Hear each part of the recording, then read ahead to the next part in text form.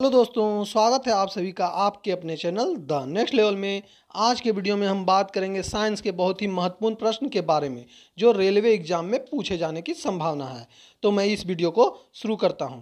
इस वीडियो में total 25 question हैं जो कि बहुत ही इम्पोर्टेंट है। तो इस वीडियो का पहला प्रश्न है, श्वेत फास्फोरस को रखा जाता है सदा कहाँ रखा जाता है?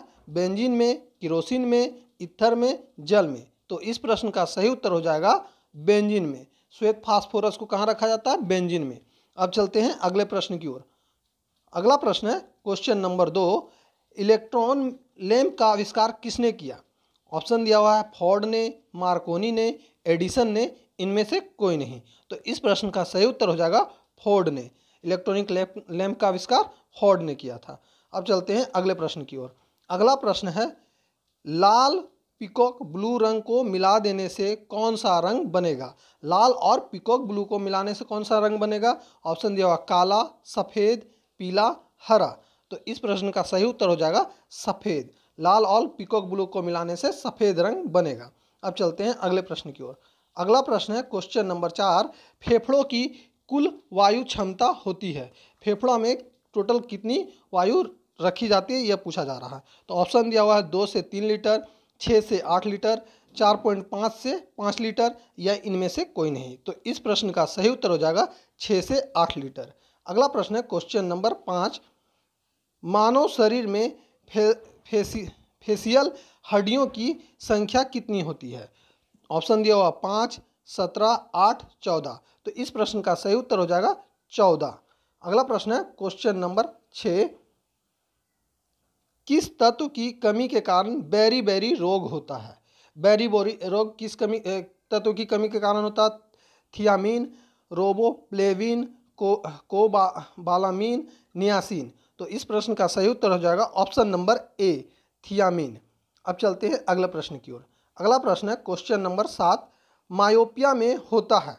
मायोपिया में क्या होता है? ऑप्शन है निकट की वस्तु नहीं दिखाई पड़ता, दूर की वस्तु नहीं दिखाई पड़ता, लाल रंग की वस्तु नहीं दिखाई पड़ता, इनमें से कोई नहीं। तो इस प्रश्न का सही उत्तर हो जाएगा ऑप्शन नंबर बी, दूर की वस्तु नहीं दिखाई पड़ती है। मायोपिया में दूर की वस्तु नहीं दिखाई पड़ती है। यदि दोस्तों यह वीडियो अच्छा लग रहा होगा तो इस वीडियो को लाइक और सब्सक्राइब हमारे इस चैनल को सब्सक्राइब कर दें, ताकि हमारे द्वारा जो भी वीडियो बनाया जाए उसका समय पे आपको नोटिफिकेशन मिल जाए, और अपने दोस्तों के साथ शेयर जरूर कर लें। अगला प्रश्न है क्वेश्चन नंबर 8, दृष्टि का हाइपरमेट्रोपिया दूरदृष्टि दोष किसके प्रयोग से ठीक किया जा सकता है? ऑप्शन दिया हुआ ए अवतल लेंस, बी उत्तल अवतल लेंस, और सी समतल लेंस, डी उत्तल लेंस। तो इस प्रश्न का सही उत्तर हो जाएगा डी उत्तल लेंस। अगला प्रश्न है क्वेश्चन नंबर 9, इंद्रधनुष में किस रंग का विक्षेपण अधिक होता है? दिया हुआ ऑप्शन बैगनी रंग का, पीला का, लाल का, नीला का। तो इस प्रश्न का सही उत्तर हो जाएगा ऑप्शन नंबर सी, लाल का विक्षेपण अधिक होता है और बैगनी रंग का विक्षेपण बहुत ही कम होता है। अब चलते हैं अगले प्रश्न की ओर, क्वेश्चन नंबर 10 की ओर। अगला प्रश्न है, वायु में हाइड्रोजन जब जलने लगती है तब पैदा करती है, क्या पैदा करती है? अमोनिया, जल, मीथेन, या कार्बोनिक अम्ल। तो इस प्रश्न का सही उत्तर हो जाएगा ऑप्शन नंबर बी, जल पैदा करती है। अगला प्रश्न है क्वेश्चन नंबर 11, ट्रेडमिल टेस्ट कौन सी चिकित्सा से संबंधित है? ट्रेडमिल टेस्ट कौन सी चिकित्सा से संबंधित है? ऑप्शन दिया हुआ हृदय, फेफड़ा, गुर्दा, पैर। तो इस प्रश्न का सही उत्तर हो जाएगा ऑप्शन नंबर सी, गुर्दा से संबंधित है। ट्रेडमिल टेस्ट गुर्दा से संबंधित है। अगला प्रश्न है क्वेश्चन नंबर 12, जब मैक संख्या 1 हो तो ध्वनि को डैश कहा जाता है? जब मैक संख्या 1 हो तो ध्वनि को क्या कहा जाता है? दिया हुआ उपध्वनिक, उपराध्वनिक, ध्वनिक, इनमें से कोई नहीं। तो इस प्रश्न का सही उत्तर हो जाएगा ऑप्शन नंबर सी, ध्वनिक। जब मैक संख्या 1 हो तो ध्वनिक कहा जाता है और 1 से अधिक हो तो अतिध्वनिक कहा जाता है। अब चलते हैं अगले प्रश्न की ओर, क्वेश्चन नंबर 13, खनिज क्या है? खनिज क्या है? ऑप्शन दिया हुआ ऑप्शन नंबर ए द्रव, ऑप्शन नंबर बी कार्बनिक ठोस, option number C gas, option number D उपयुक्त सभी। तो इस प्रश्न का सही उत्तर हो जाएगा ऑप्शन नंबर बी, कार्बनिक ठोस। अब चलते हैं अगले प्रश्न की ओर। अगला प्रश्न है क्रायोथेरेपी क्या है?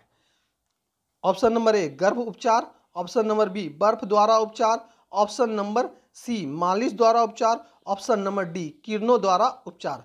तो इस प्रश्न का सही उत्तर हो जाएगा ऑप्शन नंबर बी, बर्फ द्वारा उपचार को क्रायोथेरेपी कहा जाता है।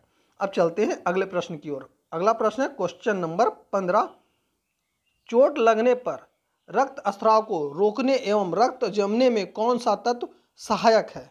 ऑप्शन दिया हो, option number A red blood cells, option number B white blood cells, option number C lymphocytes, option number D thrombocytes.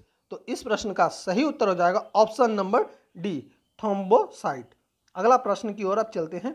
अगला प्रश्न क्वेश्चन नंबर 16, हृदय के ऊपरी चैम्बर को क्या कहते हैं?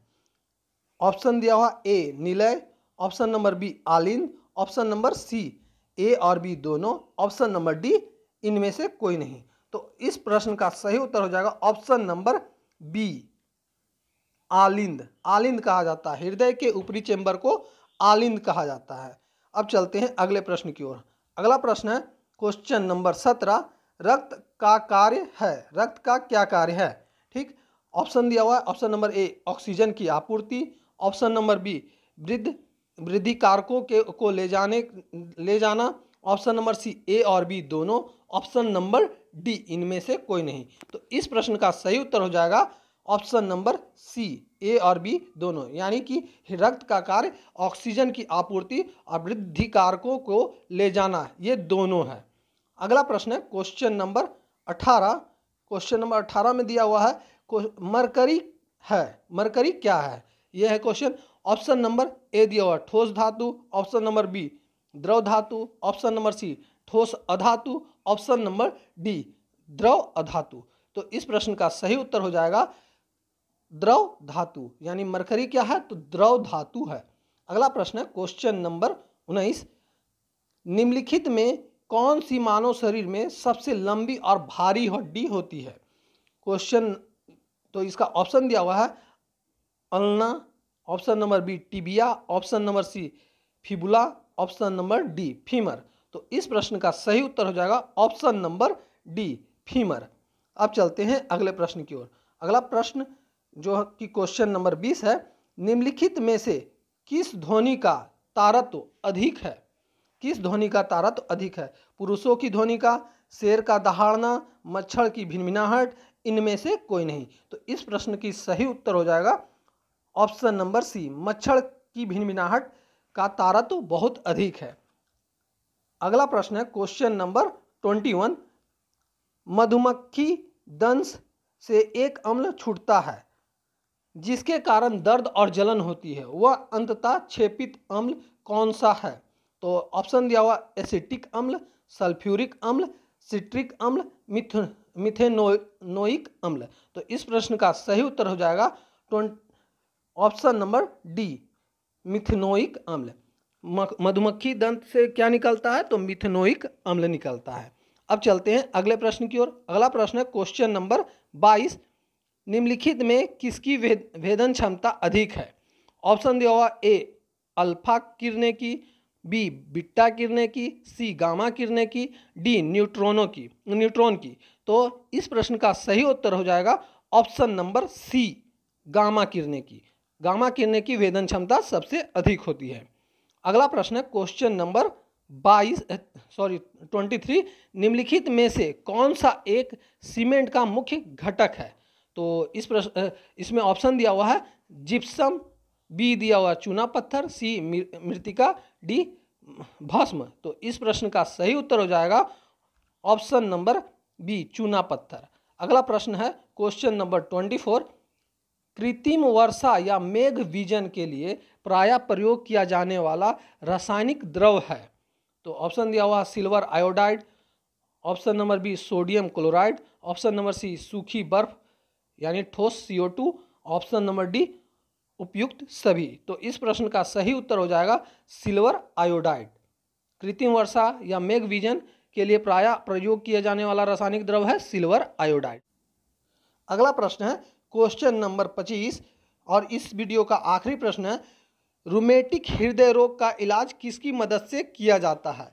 ऑप्शन ए दिया हुआ एस्पिरिन, ऑप्शन नंबर बी दिया हुआ streptomycin, option number C methyldopa, option number D penicillin. तो इस प्रश्न का सही उत्तर हो जाएगा option number A aspirin. Rheumatic हृदय रोग का इलाज एस्पिरिन द्वारा किया जाता है। तो दोस्तों इस वीडियो में बस इतना ही। यदि आपको यह वीडियो अच्छा लगा होगा तो इस वीडियो को लाइक ज़रूर कर दें और साथ में अपने दोस्तों के साथ शेयर कर दें ताकि हम वो भी इस वीडियो का लाभ उठा सके। और अब तक आप हमारे चैनल से नहीं जुड़े हैं तो हमारे चैनल को सब्सक्राइब करके हमारे साथ जुड़ जाएं और साथ में ये बेल वाली घंटी भी दबा दें ताकि हमारे द्वारा जो भी वीडियो बनाया जाए उसका समय पे आपको नोटिफिकेशन मिल जाए और आप उस वीडियो का लाभ उठा सके। तो दोस्तों इस वीडियो में बस इतना ही। अब हम मिलेंगे आपसे अगली वीडियो में।